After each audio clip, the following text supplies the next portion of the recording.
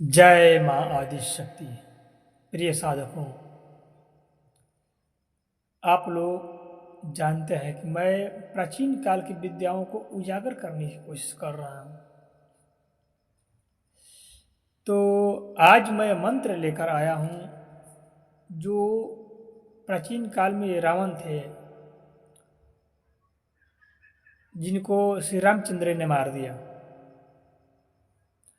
मैं उसी रावण का मंत्र लेकर आया हूँ जो कि वह युद्ध में अपना सुरक्षा के लिए इस मंत्र का प्रयोग करता था। उसी मंत्र को मैं उजागर करने की कोशिश कर रहा हूँ और यह मैं पूर्ण रूप से कोशिश करूँगा कि जो प्राचीन काल की विद्याएं हैं वह जीवित रहें। और हाँ, जो साधक हमारे यहाँ दीक्षित होकर तंत्र विद्याओं को पूर्ण रूप से सीखना चाहते हैं, उनके लिए भी मैं कुछ जानकारी दे रहा हूँ। इसको समझिए, क्योंकि रोज़ 2-4 मैसेज इसी का मिलता है कि गुरु जी हमें सिखाइए, दीक्षा दीजिए। तो मैं दीक्षा के लिए एक समय फिक्स कर दिया हूँ। जिनको दीक्षा लेकर तंत्र विद्याओं को अच्छा से सीखना है, सटीकता से समझना है, सीखना है, साधना करना है, षटकर्मों को करना है,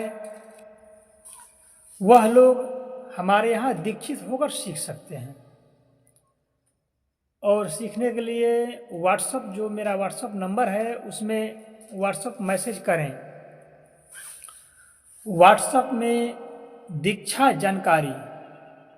जानकारी लिखकर व्हाट्सअप में मैसेज करें तो पूरा डिटेल मिल जाएगा। फिर कुछ भी पूछने की आवश्यकता नहीं पड़ेगा।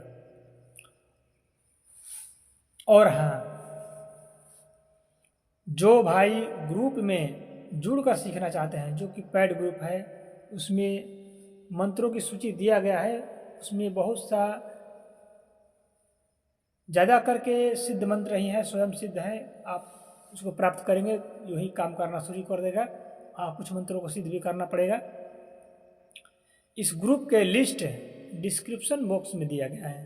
पूरे डिटेल को अच्छा से पढ़ने, अगर आपके योग्य मंत्र दिखेगा, उन मंत्रों को आप लेना चाहेंगे तो उसको ग्रुप में जुड़कर सीख सकते हैं।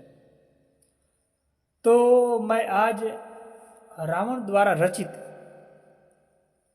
मंत्र को बता रहा हूँ पूर्ण रूप से विधि विधान के साथ। आप लोग इसको प्राप्त करें और मैं कोशिश करूँगा आप लोगों को ज़्यादा से ज़्यादा लाभ पहुँचे और जो मेरे पास विद्या है उसका प्रचार हो, प्रसार हो।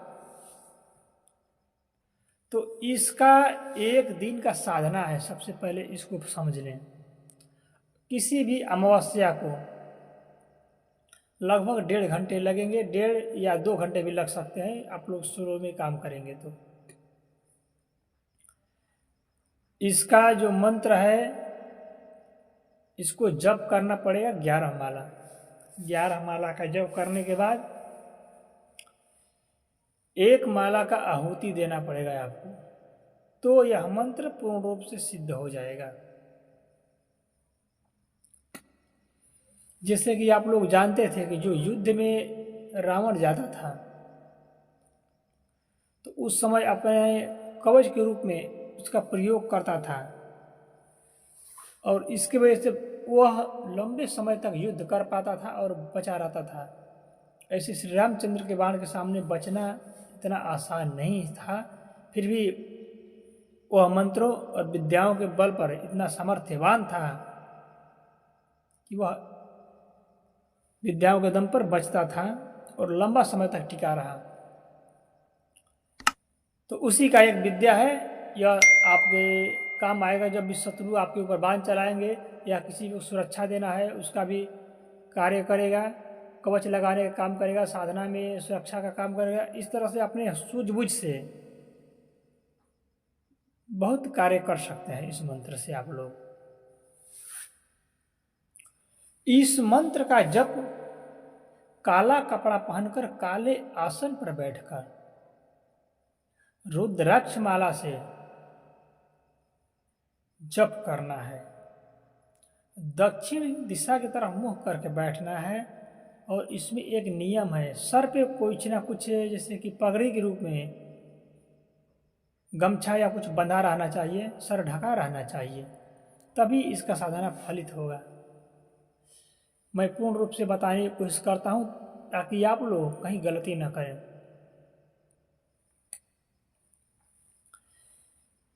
अपने गुरु को पूजा लगाएं, इष्ट को पूजा लगाएं और मंत्र के देवता के नाम से एक पूजा लगाएं, उसके बाद जाप शुरू कर सकते हैं। सभी का पूजा पंचोपचार करें, नॉर्मल पूजा। इसमें तामसिक भोग नहीं देना है, सात्विक भोग देना है।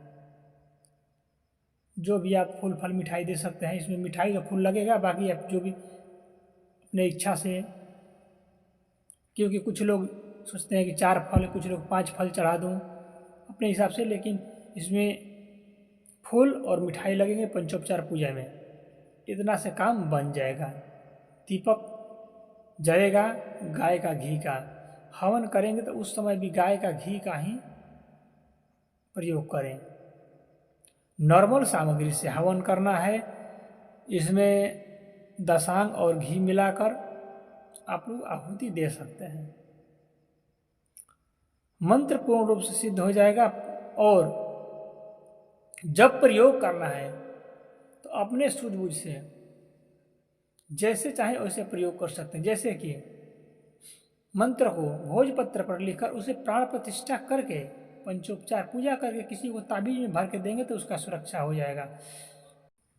और कोई साधना कर रहे हैं, रक्षा के लिए इसका प्रयोग कर रहे हैं, तो